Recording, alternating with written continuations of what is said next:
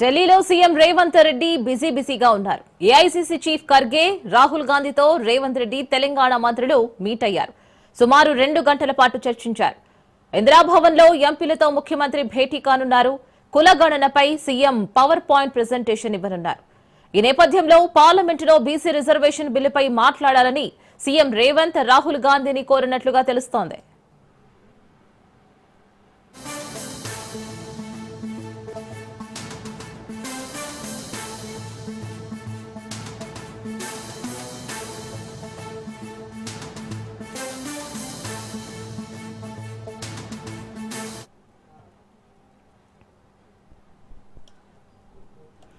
ఇటు ఢిల్లీలో సీఎం రేవంత్ రెడ్డి బిజీగా ఉన్నారు. ఏఐసీసీ చీఫ్ ఖర్గేతో అలాగే రాహుల్ గాంధీతో రేవంత్ రెడ్డి భేటీ కానున్నారు.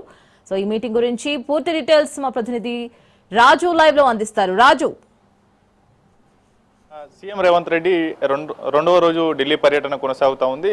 ఇప్పటికే ఢిల్లీలో తెలంగాణ కాంగ్రెస్ కీలక నేతలు అదేవిధంగా ప్రభుత్వ పెద్దలు నిన్నటి నుంచి కూడా బిజీగా గడుపుతా ఉన్నారు. ఇవాళ అగ్రనేతలైనటువంటి ఏఐసీసీ చీఫ్ మల్లికార్జున ఖర్గేతో పాటు రాహుల్ గాంధీని కూడా కలిశారు. అయితే తెలంగాణలో జరిగినటువంటి కులగణన నివేదికతో పాటు కానీ ఏ వర్గాలు ఎంత జనాభా ఉంది, ఏ దామాషా ప్రకారం ఈ యొక్క కులగణన చేపట్టింది, ఏ అంశాలను ప్రజల నుంచి వివరాలను సేకరించింది అనేటటువంటి అంశాలన్నింటినీ కూడా వివరించినటువంటి పరిస్థితి అయితే ఉంది. మరోవైపు ఎక్స్పర్ట్ కమిటీగా నియమించినటువంటి కంచా ఐలయ్య, సుదర్శన్ రెడ్డిలను కూడా అటు అగ్రనేతలకు తెలంగాణలో ఎక్స్పర్ట్ కమిటీ ఆ నివేదికను కూడా వారు వివరించినటువంటి పరిస్థితి ఉంది. మరి కాసేపట్లోనే ఇందిరాభవన్ వేదిక కాంగ్రెస్ పార్టీ జాతీయ కేంద్ర కార్యాలయమైనటువంటి ఇందిరాభవన్లో CM Revanth Reddy, deputy CM Bhatti Vikramarka తెలంగాణలో జరిగినటువంటి కులగణన బీసీ రిజర్వేషన్ యొక్క ప్రాముఖ్యతను కూడా అటు కాంగ్రెస్ పార్టీ లోక్సభ, రాజ్యసభ సభ్యులకు కూడా వివరించనున్నారు. పవర్ పాయింట్ ప్రజెంటేషన్ ద్వారా ఈ యొక్క వివరించబోతా ఉన్నారు. అయితే ప్రధానంగా తెలంగాణలో మొదటి నుంచి కామారెడ్డి డిక్లరేషన్ ద్వారా ఇచ్చినటువంటి బీసీ డిక్లరేషన్లో పేర్కొన్నటువంటి అంశం 42% బీసీలకు రిజర్వేషన్ స్థానిక సంస్థల ఎన్నికల్లో కావచ్చు, విద్యా ఉపాధి అవకాశాలు కల్పిస్తామనేటటువంటి హామీని కాంగ్రెస్ పార్టీ ఇచ్చింది. అందుకు సంబంధించి కూడా వరుసగా ఢిల్లీకి సీఎం రేవంత్ రెడ్డి పయనం అవుతుండడం తెలంగాణ రాష్ట్ర రాజకీయాలు సైతం బీసీ రిజర్వేషన్లో 42%కి పెంపు అనేటటువంటి అంశానికి సంబంధించి కూడా తెలంగాణ రాష్ట్ర రాజకీయాలు తిరుగుతున్నటువంటి పరిస్థితి ఉంది. ప్రధానంగా ఇప్పటికే తెలంగాణ శాసనసభలో ఇప్పటికే కులగణనకు సంబంధించినటువంటి బిల్లును తీర్మానాన్ని ప్రవేశపెట్టింది. ఆ తర్వాత 42% రిజర్వేషన్ కూడా ఆమోదించి ఆ బిల్లును కూడా ఆమోదించినటువంటి పరిస్థితి ఉంది.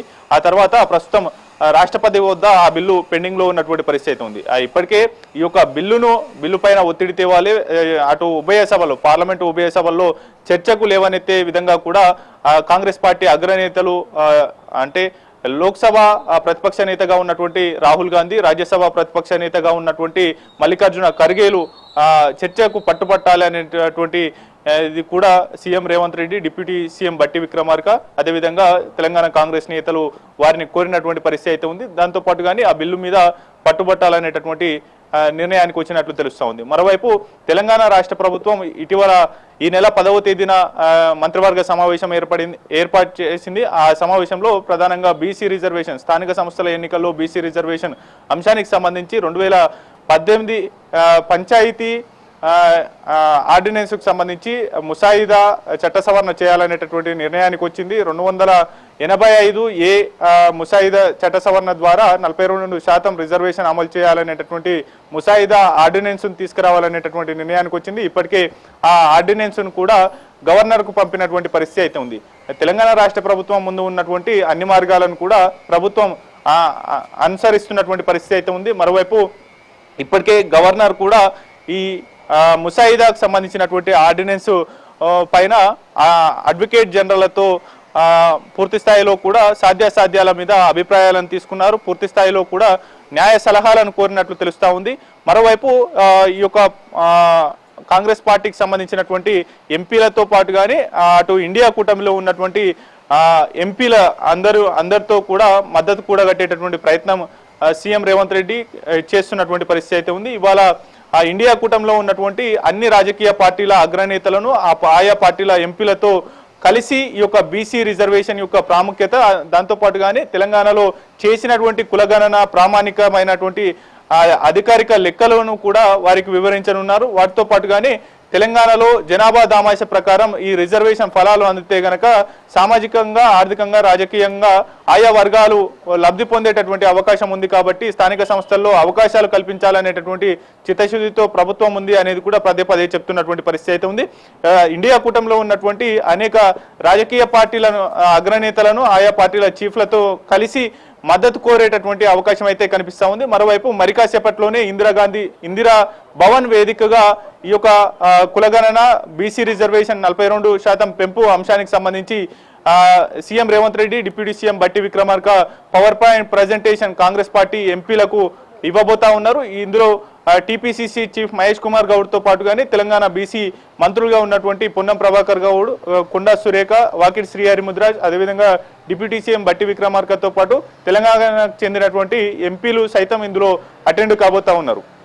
అండ్ అలాగే రాజు, ఆర్డినెన్స్ కూడా కేంద్ర హోంశాఖకు పంపినట్లు తెలుస్తుంది. దీని మీద ఏమైనా అప్డేట్స్ ఉన్నాయా? ప్రధానంగా ఇప్పటికే తెలంగాణ శాసనసభ అన్ని రాజకీయ పక్షాలు బీజేపీ, ఎంఐఎం, సిపిఐ, అటు అధికార పక్షమైనటువంటి కాంగ్రెస్ పార్టీ శాసనసభ్యులతో పాటుగానే ప్రతిపక్ష బీఆర్ఎస్ పార్టీకి చెందినటువంటి శాసనసభ్యులు ఏకగ్రీవంగా ఈ యొక్క బిల్లుకు శాసనసభలో ఆమోదం తెలిపారు, మద్దతు ఇచ్చినటువంటి పరిస్థితి అయితే ఉంది. ఆ శాసనసభలో కూడా ఏకగ్రీవంగా ఈ బిల్లుకు ఆమోదం తెలిపింది. ఆ తర్వాత గవర్నర్ పంపడం జరిగింది, నేరుగా రాష్ట్రపతికి కూడా పంపినటువంటి పరిస్థితి అయితే ఉంది. ఇప్పటి వరకు రాష్ట్రపతి నుంచి, కేంద్ర ప్రభుత్వం నుంచి ఎటువంటి స్పందన లేకపోవడంతో రాష్ట్ర ప్రభుత్వం ఆర్డినెన్స్ తెచ్చేటటువంటి యోచన చేస్తున్నటువంటి పరిస్థితి అయితే ఉంది. మరోవైపు ఇప్పటికే గవర్నర్ అటు అడ్వకేట్ జనరల్లతో కూడా సమావేశమై న్యాయ సలహాలు తీసుకుంటున్నారు. పూర్తి స్థాయిలో కూడా అటు ఈ యొక్క ముసాయిదా ఆర్డినెన్స్ సాధ్యాసాధ్యాలు ఎంతవరకు పాజిబుల్ అవుతుంది, అదేవిధంగా ఈ 42% రిజర్వేషన్ ఇస్తే గనక 50% రిజర్వేషన్ సీలింగ్ దాటేటటువంటి అవకాశం ఉంది. కాబట్టి ఇది సాధ్యం అవుతుందా లేదా అనేటటువంటి అంశానికి సంబంధించి అటార్నీ జనరల్తో న్యాయ సలహాలు తీసుకున్నట్లు తెలుస్తా ఉంది. మరోవైపు ఈ యొక్క ముసాయిదాను పూర్తి స్థాయిలో వివరణ, న్యాయ సలహాలు ఇవ్వాల్సిందిగా కేంద్ర హోంశాఖకు పంపినట్లయితే సమాచారం అందుతా ఉంది. పూర్తి స్థాయిలో కూడా మరింత సమాచారం, స్పష్టత మరి కాసేపట్లో వచ్చేటటువంటి అవకాశం అయితే కనిపిస్తూ ఉంది. పూర్తి స్థాయిలో ఒకవైపు తెలంగాణ బీసీ రిజర్వేషన్ పెంపుకు సంబంధించి బిల్లు కూడా రాష్ట్రపతి వద్ద పెండింగ్ లో ఉన్నటువంటి పరిస్థితిలో ఉంది. ఇప్పుడు ఆర్డినెన్స్ కూడా గవర్నర్ వద్ద పంపడం జరిగింది. ఈ 2 వారాల్లో ఈ నెల 15వ తేదీన గవర్నర్కు రాష్ట్ర మంత్రివర్గంలో నిర్ణయం మేరకు ఈ యొక్క ఆర్డినెన్స్ ను గవర్నర్ కు పంపడం జరిగింది. ఆ గవర్నర్ దాదాపు 15 రోజుల్లో రిప్లై ఇవ్వాల్సి ఉంటుంది. కాబట్టి ఈ నెల 29లోగా రిప్లై ఇచ్చేటటువంటి ఛాన్సెస్ అయితే కనిపిస్తా ఉన్నాయి. ఆయన గవర్నర్ ఆమోదిస్తారా ఈ ఆర్డినెన్సులు, లేదంటే తిరస్కరిస్తారా, లేదంటే నొక్కి పెడతారా అనేటటువంటి అంశానికి సంబంధించి ఈ నెల 29వ వరకు వేచి చూడాల్సినటువంటి పరిస్థితి అయితే ఉంది. మరోవైపు హైకోర్టు కూడా కీలకమైనటువంటి డైరెక్షన్స్ ఇచ్చింది ప్రభుత్వానికి.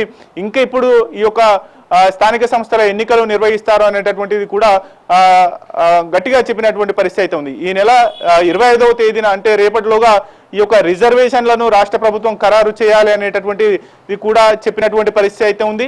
మరోవైపు సెప్టెంబర్ 30వ తేదీలోగా స్థానిక సంస్థల ఎన్నికలను పూర్తి స్థాయిలో నిర్వహించాలి, పూర్తి చేయాలి అనేటటువంటి ఇది కూడా స్పష్టం చేసిన నేపథ్యంలో కూడా రాష్ట్ర ప్రభుత్వం ఎటువంటి నిర్ణయం తీసుకుంటుంది అనేటటువంటి చర్చ అయితే కొనసాగుతా ఉంది. రేపు సాయంత్రం 4 గంటలకు తెలంగాణ రాష్ట్ర మంత్రివర్గ సమావేశం మరోసారి జరగబోతా ఉంది. కాబట్టి అందులో కూడా స్థానిక సంస్థల ఎన్నికలు, మరోవైపు బీసీ రిజర్వేషన్ అంశం చర్చకు వచ్చేటటువంటి అవకాశం ఉంటుంది. వీటి మీదే ప్రధానంగా చర్చ ఉండబోతుంది. కాబట్టి పూర్తి స్థాయిలో ఎటువంటి నిర్ణయం మీద రాష్ట్ర ప్రభుత్వం తీసుకోబోతా ఉంది అనేటటువంటి అంశానికి సంబంధించి రేపటిలోగా స్పష్టత వచ్చేటటువంటి ఛాన్స్ అయితే కనిపిస్తా ఉంది.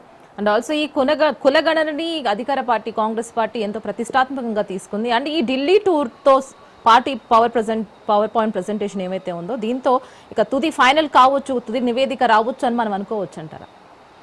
అంటే ఇప్పటివరకు అయితే ఖచ్చితంగా చెప్పలేము. ఎందుకంటే ఆ ప్రతిపక్ష పార్టీకి చెందినటువంటి కాంగ్రెస్ పార్టీల ఎంపీలకు మాత్రమే ఈ యొక్క పవర్ పాయింట్ ప్రజెంటేషన్ ఇవ్వబోతా ఉన్నారు. కాంగ్రెస్ పార్టీ లోక్సభలో ఉన్నటువంటి 100 మంది ఎంపీలతో పాటుగానే రాజ్యసభలో ఉన్నటువంటి మిగతా ఎంపీలకు ఈ యొక్క power point presentation CM Revanth Reddy అదేవిధంగా డిప్యూటీ సీఎం బట్టి విక్రమార్క ఇవ్వబోతా ఉన్నారు. పూర్తి స్థాయిలో కూడా రాష్ట్ర అధికార యంత్రాంగం అదేవిధంగా ప్రణాళిక సంఘం కింద ఉండేటటువంటి ఉద్యోగులు దాదాపు 1,00,000 మంది తెలంగాణలో 2 విడతల వారీగా ఈ యొక్క కులగణన చేపట్టింది. సామాజిక ఆర్థిక విద్య ఉద్యోగ ఉపాధి కులాల వివరాలను కూడా ఇంటింటికి వెళ్ళి సేకరించినటువంటి పరిస్థితి అయితే ఉంది. వారి యొక్క ఆర్థిక పరిస్థితులు వారికి ఉన్నటువంటి ఆస్తుల వివరాలు స్థిరాస్తులు చరాస్తులతో పాటుగానే కులాల వారీగా కూడా డేటాను సేకరించినటువంటి పరిస్థితి అయితే ఉంది. పూర్తి స్థాయిలో కూడా ఈ యొక్క డేటా ఎంపైరికల్ డేటా ఉంది కాబట్టి దాన్ని బేస్ చేసుకొని అటు రిజర్వేషన్లు పెంచుకునేటటువంటి ఆస్కారం ఉంది అని రాష్ట్ర ప్రభుత్వం పదే పదే చెబుతా ఉంది. అయితే మరోవైపు కీలకంగా బీజేపీ లేవనెత్తున్న అంశం ఏంటంటే ఈడబ్ల్యూఎస్ రిజర్వేషన్ తోనే ఈ యొక్క బీసీ బిల్లును పెట్టడం ద్వారా బీసీలకు అన్యాయం జరుగుతుంది అనేటటువంటిది కూడా చెప్పినటువంటి పరిస్థితి అయితే ఉంది. కాబట్టి ఈ యొక్క పవర్ పాయింట్ ప్రజెంటేషన్ లో కీలకంగా ఏ విధంగా రాష్ట్ర ప్రభుత్వం కులగణన చేసింది, భవిష్యత్తులో బీసీలకు ఏ విధంగా 42% రిజర్వేషన్ అందించబోతా ఉంది అనేటటువంటి అంశానికి సంబంధించి పవర్ పాయింట్ ప్రజెంటేషన్ ఇవ్వబోతా ఉన్నారు. పార్లమెంటు ఉభయ సభల్లో కూడా ఒత్తిడి తేవాలి కేంద్రం పైన, ఆ తర్వాత ఆ బిల్లును చట్ట సవరణ రాజ్యాంగంలోని 9వ షెడ్యూల్ చట్ట సవరణ చేయాలనేటటువంటి ఒత్తిడి తేవాలి అనేది కూడా కాంగ్రెస్ పార్టీ ఎంపీలకు కోరనున్నారు CM Revanth Reddy. Right Raju, thank you for the update.